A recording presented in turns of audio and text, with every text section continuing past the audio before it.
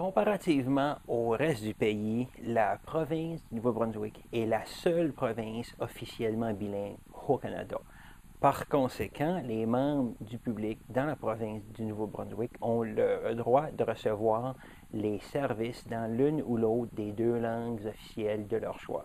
Pour faire une longue histoire courte ici, la Cour a reconnu que le fait que M.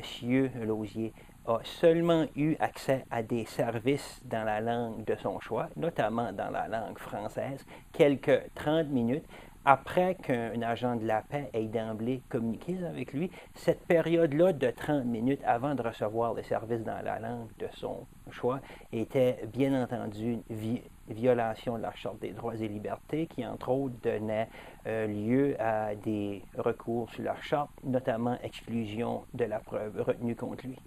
Avant l'affaire Lausier, il me semble que c'était une zone grise où il y avait encore un débat à savoir si, est-ce qu'en vertu de la Charte, quand que tout agent de la paix communique avec un membre du public, est-ce que cet agent de la paix-là a une obligation? C'est-à-dire, est-ce qu'il doit faire une offre active, notamment bonjour, madame, monsieur, dans quelle langue est-ce que vous voulez procéder? In what language do you want to proceed? Donc, ce qu'on a fait ici, on a reconnu que l'obligation d'offre active, elle a maintenant un caractère constitutionnel. Et ça, c'est très important. Arrêtons-nous un instant et pensons, lors de ce barrage routier-là, si les agents de la paix avaient dû venir en aide à une personne en situation de détresse qui n'aurait pu malheureusement s'exprimer dans la langue anglaise. Ça aurait pu donner lieu à une situation aberrante.